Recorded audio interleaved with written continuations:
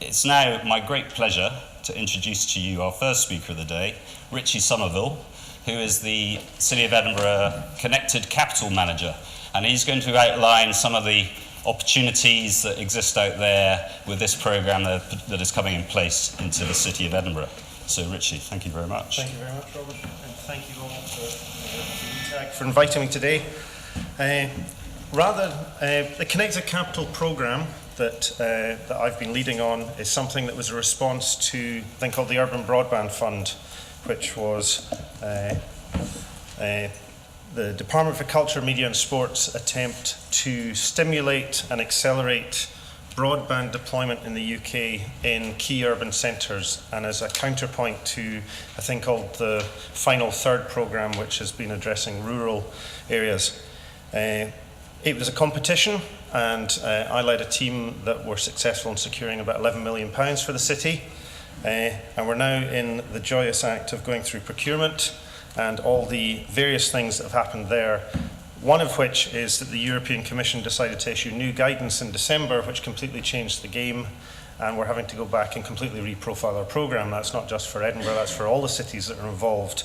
So rather than bore you for 20 minutes about broadband guidelines and why state aid's a really important thing, what I've agreed with the guys from ETAG is that I'd give an outsider's perspective on what I see as being the connectivity opportunities in the city in Edinburgh and for businesses, both technology and tourism, having spent a year as a project manager coming in and having to learn a subject from scratch. So apologies if you were expecting me to talk a lot about connectivity and broadband speeds in the city. I'll cover that, but it's not what I'm here to talk about mainly. So, three things I'm going to try and cover. Where is Edinburgh today? What is the provision of technology infrastructure in terms of broadband and mobile phone? My outsider's insight into what that means for business, and then why the future is inevitably mobile. And I've got some statistics there to try and back up why that's really important. So, where is Edinburgh today?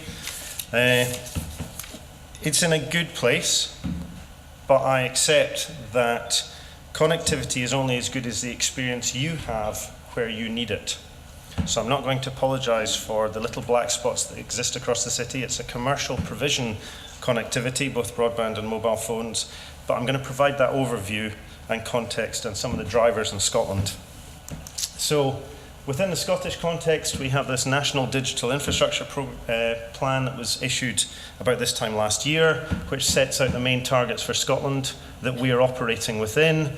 The first of which, the good news, is that Edinburgh's already has achieved almost 85% mobile or internet connection at those sorts of speeds. So we're in a good place within the Scottish context, and we're working towards the others in partnership with the Scottish Government. But they see it as a step change. We need to get Scotland to somewhere in 2015 that will build towards the European Commission targets, which is that 50% of the European community should have 100 meg broadband connectivity opportunities by 2020. So we sit in a context of how do we create that smart city around this, and in relation to tourism I see there being two things. It's about the digital economy and the role that tourism has, because tourism is often forgotten about, or has been until but ETAG are doing great work in reminding people just the impact that tourism has in Edinburgh. But it's also about participation. How are people participating in the digital economy? How do you make that connection so that it becomes a benefit for you guys?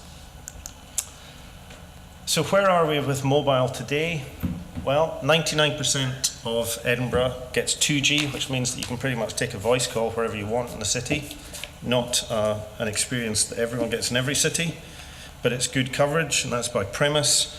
95% or just over in terms of geography. There are certain bits of rural west where there isn't coverage. But in relation to a national picture, we are in the top 10% of coverage for voice.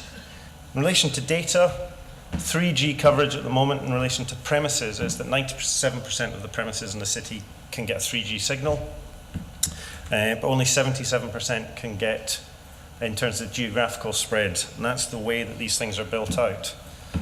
Again, those figures, the picture they paint is that Edinburgh's actually in the top 12.5%. They do these things on a scale of 1 to 5 of connectivity in the UK. So we're a well-connected city in mobile, and everything everywhere, as at the vanguard of 4G, have now rolled out their 4G network. So for most of the city, if you have a 4G device, you can get a signal.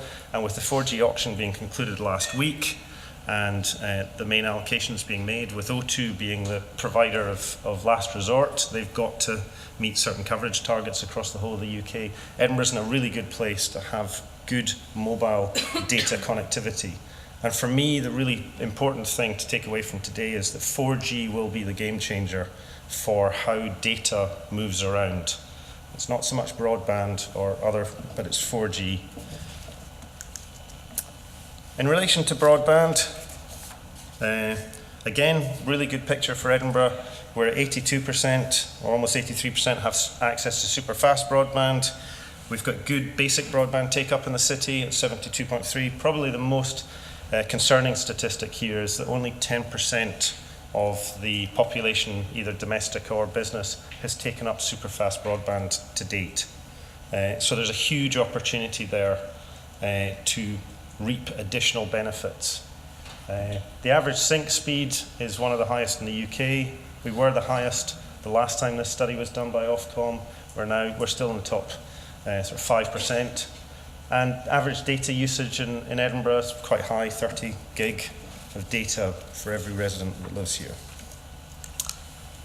And I suppose the really good news is that that's been validated externally. Santander have just issued this Town and City Index, where they looked at 74 UK cities and identified that of those, Edinburgh was the most connected city in the UK, outside of London. They did the differentiator from London, and ranked third overall in relation to all 5 of those particular domains. So, although people may have individual experience of problems, collectively, Edinburgh's in a really good place, and that bodes well for how we make the opportunity work for tourists that are coming here, and also for the businesses that are based here. So now, my insight, sometimes you have to go and look for it, and I suppose as an outsider, I had slightly more drivers to try and find it. One of the things that struck me is the pace of change. And some of this might seem self-evidently true or obvious, but Moore's law, the idea that stuff replaces itself about every 24 months, is really driving things now. And we're seeing things not driven by need, but by capability. This is a stat that was pulled together by the BBC working with Ipsos. 65% of UK residents now access the internet daily. And the vast majority of those are doing that on mobile devices now rather than on fixed devices. We still have 10% who have no access or choose not to have access. So the other thing that's important to remember is that not everybody wants to be connected. There is some work that Ofcom have done that show that the UK still prefers to do stuff face-to-face. I think 56% bias. But the way that those who choose to connect are doing it is that they are doing it mobile and on the internet. So, one of the things that's become obvious to me is that everyone's looking for silver bullets. They want to know how they can get a jump on this, be that through mobile web, HTML5, apps, streaming, none of which I will profess to know very much about. I fully accept that I'm not an expert on it. But what's become obvious to me in speaking to lots of businesses around the city is it's all about your business model. If you're a tourism business and you're interested in how you use technology, you've got to make sure it fits with your business model. It's about reducing risk through knowledge. And there's a chap, Rob McLeod, that I used to do some work with, who had this nice fancy diagram, which I won't bore you with. But basically, if you don't get the concept embedded into your business plan and work out how you're going to make it work for you, rather than someone just selling you something, it's not going to work. What you end up doing is just overloading your business with lots of stuff that makes it difficult to see what you were meant to be doing in the first place. So for me, the key thing that I would like to see people take away from today is that we need some translators. The technophobes and the technophiles need to find people that can make it relevant to them. So for those of you who are technologists, you need to find a way to speak to businesses in a language that feels comfortable to them. And for those of you who are running businesses and are finding it slightly overwhelming how you're going to make this technology work for you, it's about finding that person that can make the benefits clear to you. And ultimately, that's all about collaboration. So what does that mean in relation to the future being mobile? So I'm going to canter quickly through some slides. Forrester's Foresight, which is it's a US-based technology company that look at things, did some work with global information workers on the basis that they were the early adopters. And it found at the tail end of 2012 that if you look at the left-hand side, while working in the office at the desk is still dominated by computers, by fixed computer, every other form of working or interaction is now dominated either by mobile phone or by tablet. In the UK, we've reached a tipping point where more than half the population have a smartphone, and that puts us in the top 3 in terms of the European community. In relation to that, I think Spain is the only one that has more penetration, apparently. And we've seen some interesting things. These are the sales of iPhones, cumulative sales of iPhones since 2007. 245 million iPhones exist in the world. It's a scary, scary number. But by comparison, Galaxy S, which was launched in 2008, or 2009, 34 months, they've sold 100 million devices worldwide.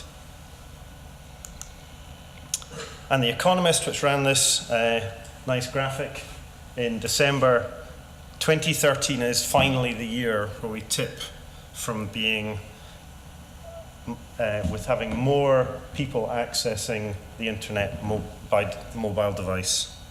It's been talked about for about 3 or 4 years, as every year this is going to be the year that it happens. But 2013 is now projected as the year where it will happen. Ericsson do a really good set of trend analysis. Between 2007 and 2012, this shows that data is what's driving mobile network operators, hence why they're really keen to get their hands on all the 4G signal, because it's absolutely hammering their networks. If we look at mobile phone subscriptions, we're going to have 9.3 billion by 2018. And in terms of global mobile broadband subscriptions, that's going to grow as well. That's dongles or it's chips in tablets, etc. What that then means is that by 2018, we're going to have a 12-fold increase in the data that people are consuming. This talks about data traffic, but think of it in a consumption. The way that people want to consume things is digital. And in relation to smartphone data, they reckon it's 14 times more than it is today. And the distinction between those is the difference. It's the add-on from tablets. Yahoo Nielsen did some mobile shopping stuff. People now prefer using tablets or mobile devices. The fact that you can walk around, take it with you, you're not stuck with a cable, it's making it more mobile. So, my summary, which is not the speed of light, but